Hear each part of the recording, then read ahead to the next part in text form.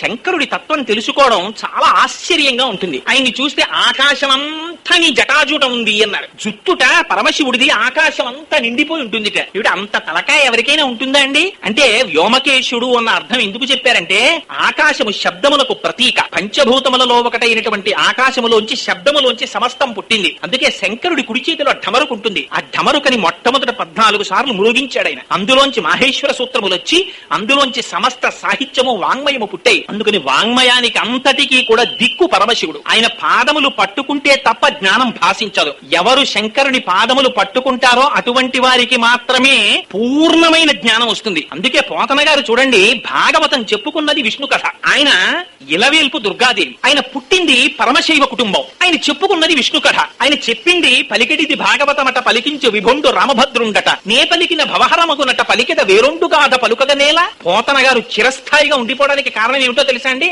అంత శివ కేశవ అభేదతత్వాన్ని చూపించారు ఆయన. పోతన గారు దశమస్కంధం రాసుకుంటున్నారు. పోతన గారు సొంతంగా రాసుకున్న పద్యం కాదది. దశమస్కంధం రాసుకుంటూ అనుభవించారు. వ్యాసుల వారు అనుభవించిన కన్నా కూడా ఎక్కువ అనుభవించారు పోతన గారు కృష్ణలీలని. అందులో ఒకనాడు తల్లి చిన్న కృష్ణుడికి గజ్జెలు పెట్టింది కొత్తగా. ఆ కృష్ణుడు పాక్కుంటూ ముందుకెడుతున్నాడు. కొత్తగా గజ్జెలు పెట్టబడినటువంటి కాళ్లేమో ముందుకి పాకుతుంటే కాళ్లు గల్లు అనేవి. కాళ్ళకి గల్లు అనేటప్పటికి అమ్మో నా వెనకాతలు ఏదో వస్తోందని 2 అడుగులు పాకడం, వెనక్కి తిరిగి అమ్మ వంక చూసుకునేవాడు. ఎందుకని పిల్లలకి ఏదొచ్చినా అమ్మే రక్షకురాలు. వెనక్కి తిరిగి చూసేవాడు. అమ్మ అనేది నవ్వి ఏమిటో ఇంత పిరికివాడు ఇంత మాయకుడి కృష్ణుడు పాపం తన కాళ్ళ గజ్జలు గల్లు అంటుంటే భయపడిపోయి వెనక్కి తిరిగి చూస్తున్నాడు అనుకునేది. ఆ కుంతీదేవి దిప్పి పొడిచింది. కృష్ణ నీ భయాన్ని చూసి భయానికి భయం వేసిందండి. శ్రీకృష్ణ యదుభూషణ నరసక శృంగార రత్నాకర లోకద్రోహి నరేంద్ర వంశదమన లోకేశ్వరా దేవత నీక బ్రాహ్మణ గోగణాత్యహరణ నిర్వాణ సంధాయక నీకు మృక్యద తృంపవే గర్భవల తల్లిచ్చాను కంపానిధి అని స్తోత్రం చేసింది ఆయన్ని. ఆ కృష్ణ పరమాత్మ ముందుకి వెడుతుంటే గజ్జలు గల్లు గల్లు గల్లు అన్నాయి. అనేసరికి కొంచెం ముందుకెళ్లి అమ్మోనా వెనకాతలు ఏదో వచ్చేస్తోందని మళ్ళీ వెనక్కి తిరిగాడు. అమ్మ పకపకా నవ్వుతోంది. అమ్మోనా వెనకాతలు ఏదో వచ్చేస్తోందని గబగబ గబగబా పాక్కుంటూ అమ్మ దగ్గరికి వచ్చేస్తున్నాడు. గబగబా పాకడంలో కాలి గజ్జలు కూడా గల్లు గల్లు గల్లు గల్లు గల్లు గల్లు అన్నాయి. గబగబా పాక్కుంటూ వచ్చి అమ్మ ఒళ్ళో గభాలన పడిపోయాడు. పడిపోతే ఆ పిచ్చి తల్లి యశోద, అందుకే అమ్మ అంతలా పిచ్చితనంతో పెంచింది కాబట్టి ఇవాళ వెంకటాచలంలో ఒకడు మాత ఉంది తల్లి యశోదమ్మ. పొంగిపోయి అయ్యో కృష్ణ నీ కాళ్ళ గజ్జలు కట్టాను నానా అని ఆ కాలు తీసి చేతిలో పెట్టుకుని ఇలా ఇలా మోగించి చూపించింది. కృష్ణ చూసావా గజ్జలు రా భయం లేదని. ఏం పాదాలంటే ఆ పాదాలు అవి దర్శనం చేద్దామంటే దొరకనటువంటి పాదాలు. ఆ చేతులేం మామూలు చేతులా స్వామివి. ఆదిన్ శ్రీసతి కొప్పుపై తనువుపై సంసోత్తరీయంబుపై పాదాబ్జంబులపై కపోలతటిపై పాలిండ్లపై నూత్న మర్యాదంచెందుకరంబు క్రిందకుట ఆపై నాకరంబుంట మేల్ కాదే రాజ్యము గిజ్జమున్ చటతమే కాయంబు నాపాయమే అన్నాడు బలిచక్రవర్తి. అటువంటి చేతులు అటువంటి పాదముల పాదములు బ్రహ్మ కడిగిన పాదము బ్రహ్మము తానిని పాదము అని పొంగిపోయారు అన్నమాచార్యుల వారు. అటువంటి పాదాన్ని చేతిలో పట్టుకుని చూడటమా ఎంత అదృష్టవంతురాలా యశోద అని చూపిస్తే ఏమీ ఎరగని వాళ్ళే వెళ్లి మట్టిలో ఆడుకుంటున్నట్ట. ఆడుకుంటూ ఆ పిల్లల్లాగా ఒళ్ళు మట్టి అంతా తీసి ఒంటి మీద పోసుకున్నాడు. చక్కగా ఇలా కూర్చున్నాడు. 2 కాళ్ళు జాపుకున్నాడు. అమ్మ మంచి పట్టుపుట్టం కట్టింది. ఒళ్ళంతా నగలు పెట్టింది.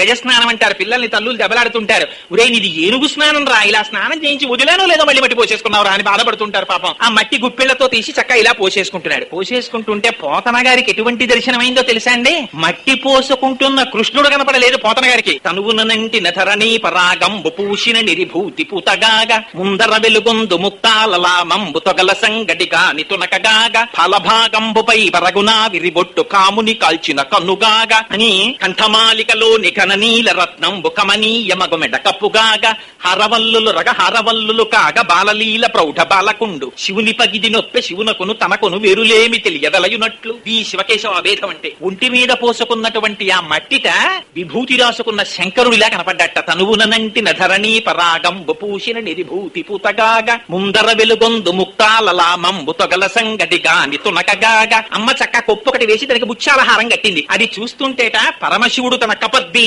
అని ఆ జటాజూటానికి కట్టుకున్న పావుల్లా కనపడుతున్నాయిట. ఆ చంద్రవంకలా కనపడిందిట. తొగల సంగటిగా నితునకగాగా ఫలభాగంబుపై పరగునా విరిబొట్టు కాముని కాల్చిన కన్నుకాగా. అమ్మ చక్కట ఆవిరిబొట్టు లలాటమునందు పెట్టింది. అది చూస్తే మన్మధుణ్ణి కాల్చేసిన 3వ కన్నులా కనపడుతోంది నాకన్నారు. కాముని కాల్చిన కన్నుగాగా కంఠమాలికలో నిఘన నీల రత్నంబు కమనీయమగు మెడ కప్పుగాగా. అమ్మ మెళ్ళో పెద్ద హారం వేసి దానికి నీల పథకం వేసింది. ఆ కాంతి కంఠానికి కొడుతుంటే నీలకంఠుళ్లా కనపడుతున్నాడు నాకన్నారు. హారవల్లులు రగ హారవల్లులు కాగా బాలలీల ప్రౌఢ బాలకుండు. ఆ మెడలో వేసినటువంటి ముత్యాల హారాలు చూస్తే శంకరుడు మెళ్ళో వేసుకున్న పావుల్లా కనపడుతున్నాయిట. లా కనపడుతున్నాయి కాదు, శివునకును తనకును వేరులేమి తెలియదలయునట్లు. ఓయ్ పోతనా నాకు శంకరుడికి తేడా లేదో, మేమిద్దరం ఒక్కటే అని నాకు దర్శనమిచ్చారు కృష్ణ పరమాత్మ అని పొంగిపోయారు పోతన గారు. ఈ శివ కేశవ అభేద జ్ఞానం శంకరుని యొక్క పాదముల నుంచి వస్తుంది. అందుచేత ఆయన మహానుభావుడు మూడు కందులు కలిగినటువంటి వాడు. వ్యోమవత్యప్త దేహాయ దక్షిణామూర్తయే నమః. అనంతమై ఆకాశమంతా నిండి నిబిడీకృతమైనటువంటి జటాజూటమును కలిగినటువంటి వాడు. కపర్ది అని పిలుస్తారు ఆయన్ని. నిన్నటి రోజున చెప్పానే, రంగత్తుంగ తరంగ సంఘములతో రంజిల్లు ఘోషంబుతో బంగారంబగు పొంగుతో నురగతో పువ్వాట తుంపర్లతో భంగుల్ సల్పుచు జంఘలించుత నభోభాగము నుండి జారం గంగమ్మను దల్చితే శిరమునన్ రంజిల్లుతున్ శంకర. అంత పెద్ద జటాజుటంలోకి ఆ గంగని పట్టినటువంటి మహానుభావుడైన. తాం వీరనాణ్యం పశ్యామి శూలినః అన్నారు బ్రహ్మగారు. పరమశివుడు తప్ప ఎవడు పట్టగలరా గంగని? ఆయన ఒక్కడు పట్టగలడు, ఆయన ప్రార్థన చేయమన్నారు భగీరథుడిని. అందుచేత అదిగో అది కపర్తి అంటే.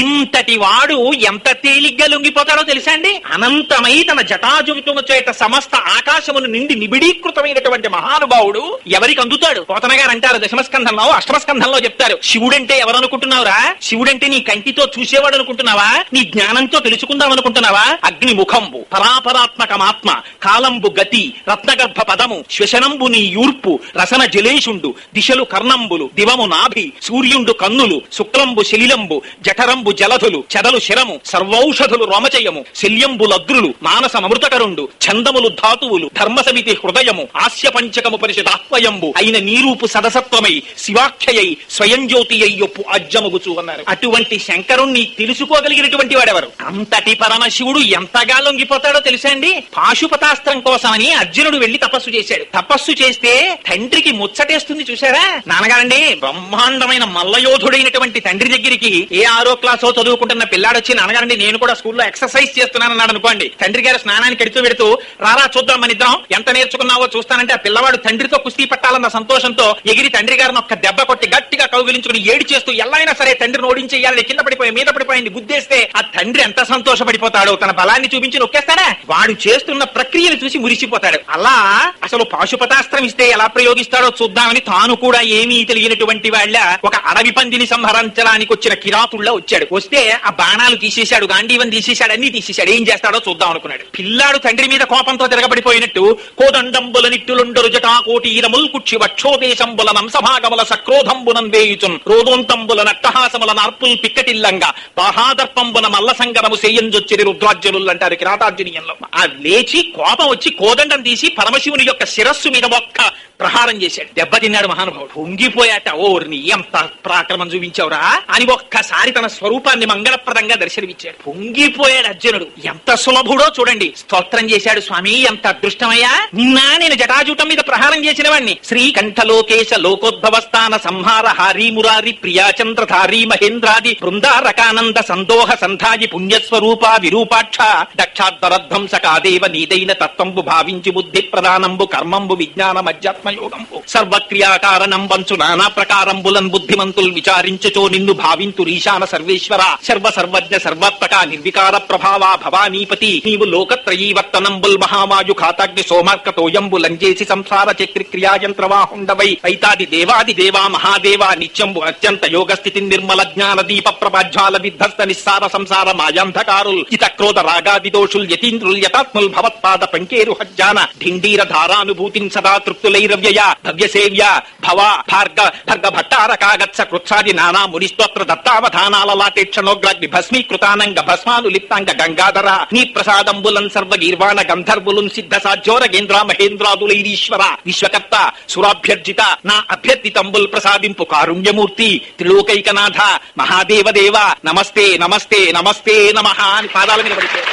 అంతటి సులభుడా మహానుభావుడు, అంతటి వ్యోమకేశుడు. మార్గావర్తిత పాదుకా పశుపతే రంగస్య కుర్చాయతే గండూషంబు నిషేచనం పురరిపోర్ దివ్యాభిషేకాయతే కించిత్ భక్షిత మాంసశేషక పళం నవ్యోపహారాయతే భక్తి కిం నకరోచ్చహో వనచరో భక్త్యావతంసాయకేని పొంగిపోయారు శివానంద లహరిలో శంకర భగవత్పాదులు. అంతగా లొంగిపోయేటటువంటి స్వభావం ఉన్నవాడు. అటువంటి శంకరుడు మెడలో ఎక్కడ చూసినా బ్రహ్మాండమైనటువంటి పుర్రెల మాల ధరిస్తాడు. ఏమా పుర్రెల మాల? ఆయనకి తలుచుకుంటే ఓ కాసు బంగారం పెట్టి ఆయనకి మెడలో ఓ గొలుసు చేయించేవాడే లేడా? నిజంగా శంకరుడు ఏమీ లేక అలా పాములతో కనపడితే మా దొరగారు చాలరు స్వామి చేయించుకో అని గొలుసు చేయించి ఇవ్వడానికి, కానీ ఏ శంకరుడికి ఇచ్చే భక్తులే లేరా? ఎందుకు అలా ఉంటాడు ఆయన అంటే అది ఆయన స్వభావం. ఆయన బ్రహ్మమస్తకావలి నిబద్ధతే నమ శివాయ అనే నక్షత్రమాల స్తోత్రంలో స్తోత్రం చేశారు శంకర భగవత్పాదాచార్యులు. ఎందరో బ్రహ్మలు వస్తుంటారు, ఆ బ్రహ్మలందరూ పుడుతూ ఉంటారు. సృష్టి చేయబోయ్ అంటాడు పరమశివుడు, ఆయన సృష్టి చేస్తాడు. చిట్ట చివర ఆ బ్రహ్మగారికి కూడా ఆయుర్దాయం తీరిపోయి వెళ్ళిపోతాడు. అయ్యో ఈయన కూడా వెళ్ళిపోవడమా, బొత్తిగా నేను చెప్తే పాపం వేదాన్ని నమ్ముకుని సృష్టి చేసిన వాడు ఈయన కపాలం కూడా శ్మశానంలో పడిపోవడమే అని తీసి గౌరవంగా మెళ్ళో పెట్టుకున్నట్టు హారం కింద పెట్టుకుని అలా మెల్లిగా పెరిగిపోయి ఆ బ్రహ్మమస్తకావలి నిబద్ధతే నమ శివాయ ఎంత పెద్ద పుర్రెల మాలై కూర్చుందంటే అదొక పెద్ద హారం. ఎందుకు ఈ పుర్రెల హారం? ఆయనకి చేత కేక వేసుకోలేదు, తన భక్తుడైనటువంటి బ్రహ్మగారిని కటాక్షించడానికి మెళ్ళో వేసుకున్నాడు. ఇంతమంది బ్రహ్మలు వెళ్ళిపోయారు, ఆయన మాత్రం అలాగే ఉండిపోయాడు. అది శంకరుడు అంటే. అందుకే శంకరుని యొక్క తత్వాన్ని అర్థం చేసుకోవడం ఎవ్వరి తరం కాదు. శివమహాపురాణంలో పార్వతీ కళ్యాణ ఘట్టంలో ఒక సందర్భం చెప్తారు. మేనకా హిమవంతులు ఇద్దరు కూడా అంతఃపురంలో గవాక్షంలో నిల్చున్నారు. మేనకాదేవి అప్పటి వరకు అల్లుడిని చూడలేదు. అడిగింది నారదుడిని పక్కన పెట్టుకుని, మా అల్లుడు ఎలా ఉంటాడు చూపించు, మా అమ్మాయి చాలా అందగత్తె పార్వతీదేవి ఉంది. అమ్మ చూడు అదిగో శివ కళ్యాణానికి ఎక్కడెక్కడి వాళ్ళు వచ్చేస్తున్నారు చూడండమ్మా అన్నారు. ఆయన వెంట రారండి.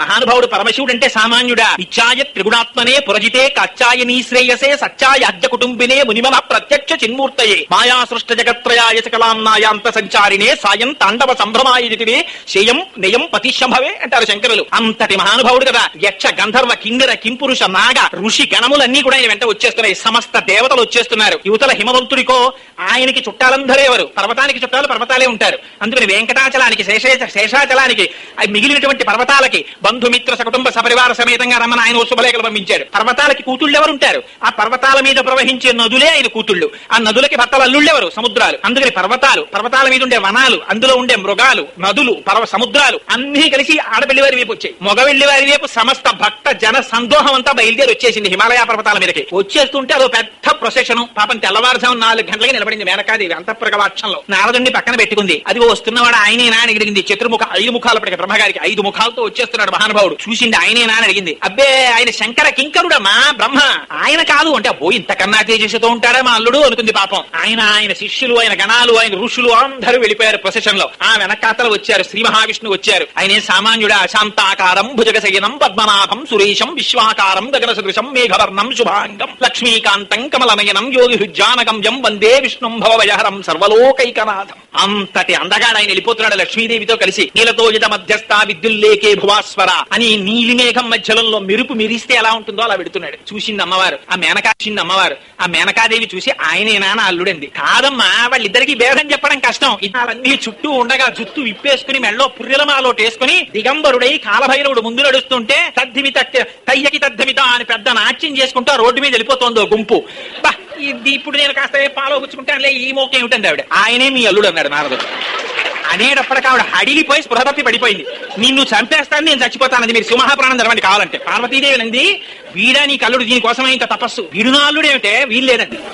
అనేటప్పటికి వెంటనే తన స్వరూపం ఏమిటో చూపించాడు మహానుభావుడు. కోటి సూర్య ప్రతీకాశం సర్వావయవ సుందరం విచిత్ర వసనం ఛాదానాభూషణ భూషితం అని నిజంగా ఎంత అందాన్ని ప్రదర్శించాడంటే ఆ రోజున మహానుభావుడు అలా కనపడేటప్పటికీ సుప్రసన్నం సులావణ్యం సుహాసంచ మనోహరం గౌరాభంజుతితం యుక్తం చంద్రరేఖా విభూషితం సూర్యేణ చిత్రితం మూర్ధ్ని చంద్రదండ విరాజితం అని వీళ్ళందరూ గంగా చ యమునా చైవ విధర్తస్మనుచామరే అని వెనకాతల గంగా యమునా వచ్చి ఉత్తరీయం పట్టుకుని నడుస్తుంటే సూర్యుడు గొడుగు పడితే చంద్రుడు ఆ పక్కన నిలబడి వింజామర వీస్తుంటే కోటి సూర్యుల పగిది నడిచి వెళ్ళిపోతున్నాడు. తెల్లబోయింది మేనకాదేవి. ఏమిటి ఇప్పుడు ఇలా కనబడ్డాడు, ఇప్పుడు ఇలా కనబడుతున్నాడు ఏమిటని. ఎందుకనలాగా త్రికరణ శుద్ధిగా మేనకా హిమవంతులు కన్యాదానం చేసినట్లయితే వాళ్ళకి పునరావృత్తి రహిత శాశ్వత శివ సాయుధ్యము లభిస్తే మహర్షులు తపస్సు చేసుకోవడానికి ఆవాసం ఉండదు. కనుక త్రికరణ శుద్ధి వాళ్ళకి లోపించేటట్టుగా చెయ్యమని దేవతాగణములు పరమశివుండి స్తోత్రం చేసినంత మాత్రం చేత వాళ్ళకి త్రికరణ శుద్ధి లేకుండా ఉండడం కోసం తాను అమంగళమైన రూపంతో కనపడి అలా కన్యాదానం పుచ్చుకుని తాను నిందింపబడ్డాడు తప్ప లోకాల్ని కాపాడిన వాడు పరమశివుడు అంటే. అంతటి మహానుభావుడైన. అందుకని ఆయన ఎవరు గుర్తించగలరు? ఆయన ఎవరు జ్ఞానం చేత పట్టగలరు? లంపటము నివారింపను సంపద కృప జయము సంపాదింపన్ సంపెడి వారి వధింపను సొంపారగనికి చెల్లు సోమార్థధర అంటారు పోతన గారు భాగవతం 8వ స్కంధంలో. స్వామి